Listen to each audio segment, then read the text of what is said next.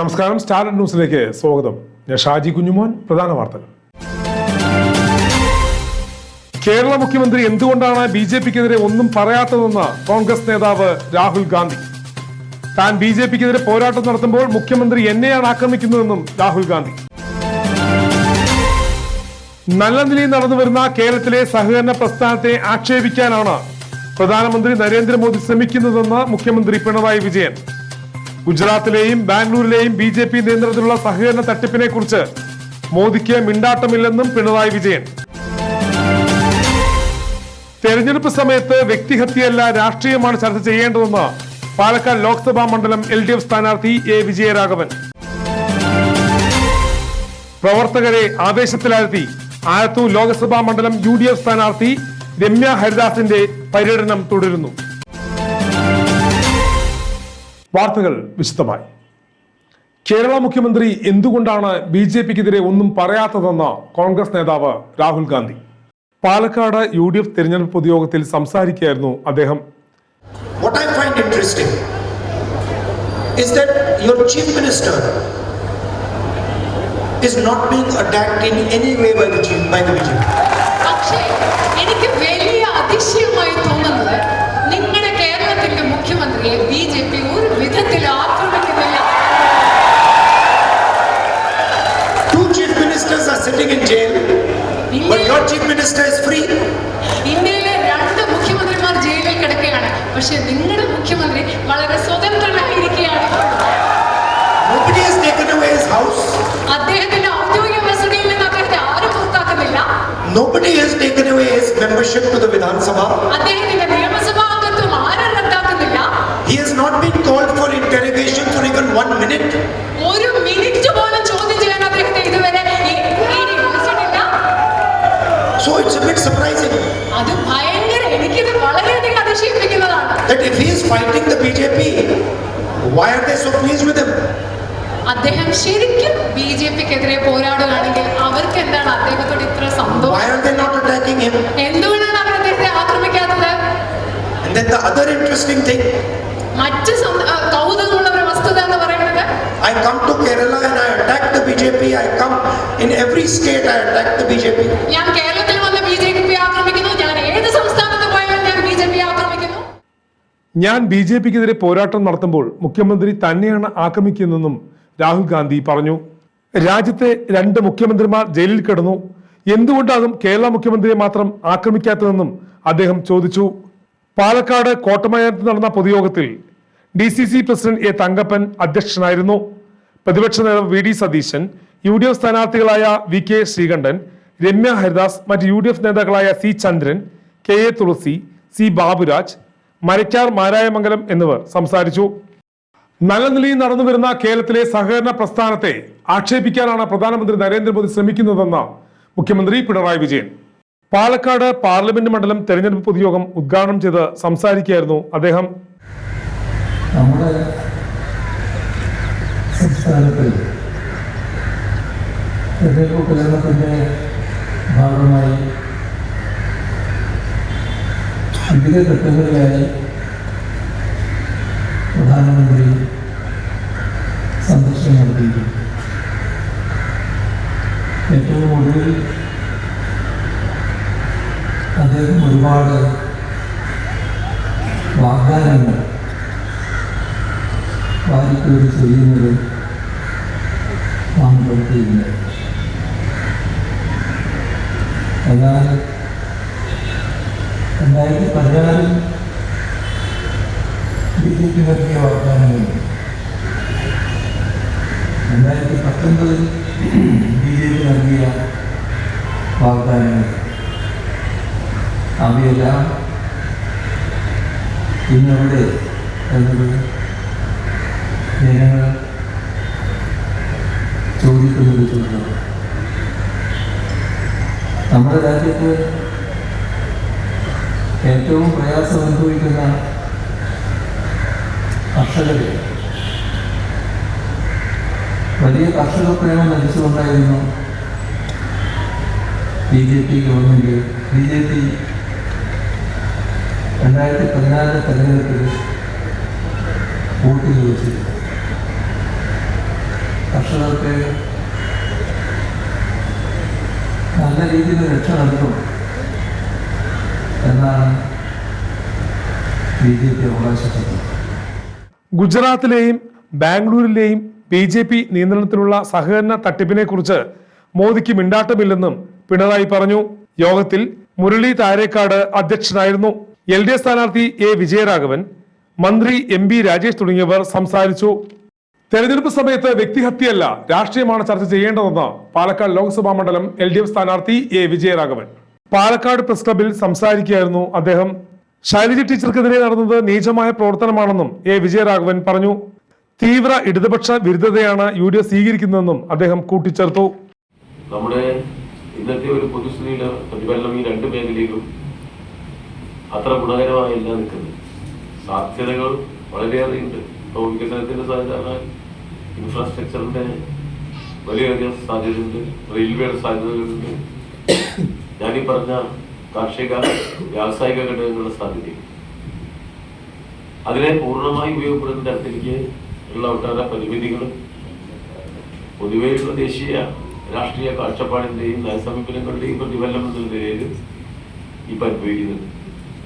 അപ്പോൾ ആകെ വ്യവസ്ഥയെ മാറ്റാൻ കഴിഞ്ഞില്ലെങ്കിലും നിലവിലുള്ള സാധ്യതകളെ ഫലപ്രദമായി പാലക്കാടിന്റെ വികസനത്തിന് സഹായകരമായ രൂപത്തിൽ ഉപയോഗപ്പെടുത്തുന്നത്. ആലത്തൂർ ലോക്സഭാ മണ്ഡലം UDF സ്ഥാനാർത്ഥി രമ്യ ഹരിദാസ് തരൂർ നിയോജക മണ്ഡലത്തിൽ പര്യടനം നടത്തി. വടക്കഞ്ചേരി മംഗലം തെക്കേത്തറയിൽ നിന്നാണ് രമ്യ ഹരിദാസ് പ്രചരണം ആരംഭിച്ചത്. തുടർന്ന് 9 മണിയോടെ വടക്കഞ്ചേരി ടൗണിൽ പ്രചരണം നടത്തി. പിന്നീട് പ്രധാനി, ചുവട്ടുപാടം എന്നിവിടങ്ങളിൽ പര്യടനത്തിന് ശേഷം കണ്ണമ്പ്ര, പുതുക്കോട്, കാവശ്ശേരി, തരൂർ, പെരുങ്ങോട്ടുകുറിശി, കോട്ടായി, കുത്തന്നൂർ എന്നീ പഞ്ചായത്തുകളിലെ വിവിധ പ്രദേശങ്ങളിൽ വോട്ടർമാരെ നേരിൽ കണ്ട് വോട്ടഭ്യർത്ഥന നടത്തി. കുത്തന്നൂർ പഞ്ചായത്തിൽ തോലനൂർ ഹൈസ്കൂൾ പരിസരത്താണ് പര്യടനം സമാപിച്ചത്. വിവിധ കേന്ദ്രങ്ങളിൽ UDF നേതാക്കളായ advocate Tholanur Sasidharan, Suresh Velayudhan, doctor Alsalan Nizam, Mohanan Kattassery, KA Sheeba, P Manoj Kumar, advocate M Dileep, Ilyas Padinjarekkalam, MJ Jose തുടങ്ങിയവർ സംസാരിച്ചു. മനസ്സുകൊണ്ട് വോട്ട് നമുക്ക് ചെയ്യാൻ തയ്യാറായിരിക്കുന്ന ബസ് ഡ്രൈവർമാര് വഴിയിൽ തടസ്സം സൃഷ്ടിക്കാതെ നമ്മുടെ തെരഞ്ഞെടുപ്പ് പ്രചരണ പ്രവർത്തനങ്ങളുടെ വാഹനങ്ങളുമായി ഞങ്ങൾ ഇതിൽ മുന്നോട്ട് പോവുകയാണ്. കൂടെ ഉണ്ടാകണം, കൈവിടാതെ. മഹാത്മാഗാന്ധി ദേശീയ ഗ്രാമീണ തൊഴിലുറപ്പ് പദ്ധതി പോലെ ഏറ്റവും സാധാരണക്കാരന് ഒരു സ്ഥിര വരുമാനം ലഭ്യമാകുന്ന രീതിയിൽ കോൺഗ്രസ് ആണ് ആ പദ്ധതി നടപ്പിലാക്കിയത്. അതുപോലെയുള്ള പദ്ധതികൾ ആസൂത്രണം ചെയ്യുന്നതിന് ജനങ്ങൾക്ക് സമർപ്പിക്കുന്നതിന് വേണ്ടി രാഹുൽ ഗാന്ധി ഇന്ത്യ മുന്നണിക്ക് നേതൃത്വം കൊടുക്കുമ്പോൾ നിങ്ങളുടെ വിലയേറിയ വോട്ടുകൾ അത് കൈപ്പറ്റിയടയാളത്തിലാകണമേ എന്ന് ഒരിക്കൽ കൂടി അഭ്യർത്ഥിക്കുകയാണ്. തങ്ങളുടെയൊക്കെ വീടുകളിൽ തങ്ങൾ കൂലിപ്പണിക്ക് പോയി പാടത്തും പറമ്പിലും ചുമടെടുത്തും ഓട്ടോ ഓടിച്ചും ടാക്സി ഓടിച്ചും തങ്ങളുടെ മക്കളെ പഠിപ്പിച്ച് ഒരു ഏതെങ്കിലും ഒരു ഉന്നതിയിൽ എത്തിക്കണമെന്ന് ആഗ്രഹിക്കുന്ന അച്ഛനും അമ്മയും കാത്തിരിക്കുമ്പോൾ തൊഴിലില്ലായ്മ വലിയ രൂക്ഷമായി മാറുന്ന ഇന്ത്യ രാജ്യത്ത് എല്ലാ യുവതി യുവാക്കൾക്കും തൊഴിലവസരം സൃഷ്ടിക്കുവാൻ പറ്റുന്ന രീതിയിൽ രാഹുൽ ഗാന്ധിയും ഇന്ത്യ മുന്നണിയും പദ്ധതി തയ്യാറാക്കുന്നതിന് വേണ്ടി നിങ്ങളുടെ വിലയേറിയ വോട്ടുകൾ എന്റെ തെരഞ്ഞെടുപ്പ് ചിഹ്നമായ കൈപ്പറ്റിയടയാളത്തിൽ രേഖപ്പെടുത്തണമേ എന്ന് ഒരിക്കൽ കൂടി അഭ്യർത്ഥിക്കുകയാണ്. UDFും LDFും കേരളത്തിൽ സാമൂഹിക സ്വാർത്ഥത വളർത്താനാണ് ശ്രമിക്കുന്നതെന്ന് ശിവസേന സംസ്ഥാന പ്രസിഡന്റ് അഡ്വക്കേറ്റ് പേരൂർക്കട ഹരികുമാർ. പാലക്കാട് മാധ്യമങ്ങളോട് സംസാരിക്കുകയായിരുന്നു അദ്ദേഹം.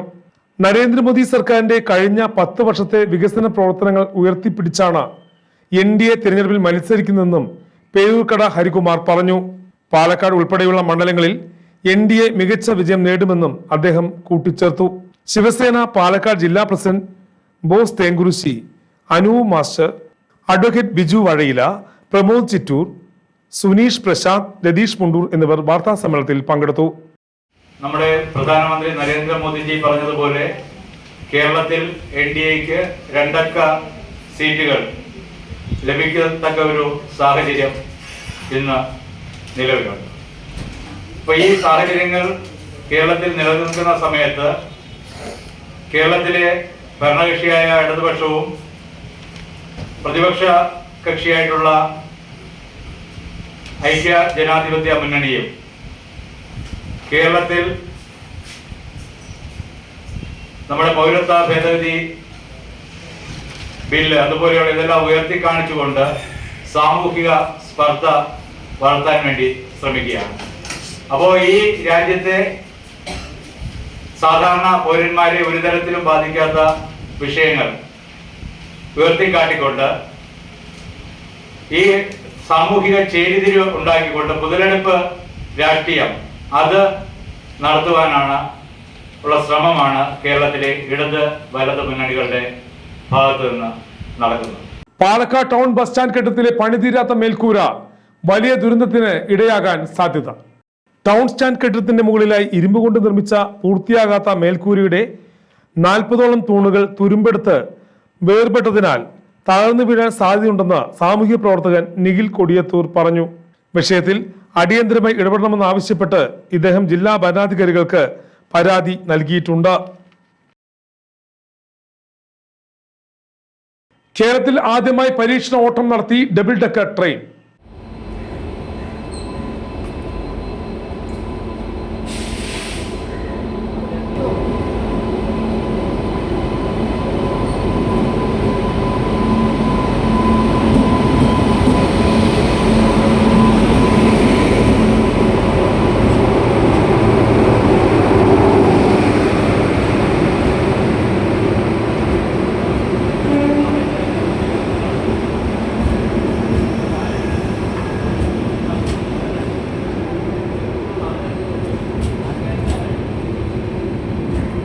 സ്ഥിരം സർവീസ് നടത്തുന്നതിന്റെ ഭാഗമായാണ് ഡബിൾ ഡെക്കറായ ഉദയ എക്സ്പ്രസ് പരീക്ഷണ ഓട്ടം നടത്തിയത്.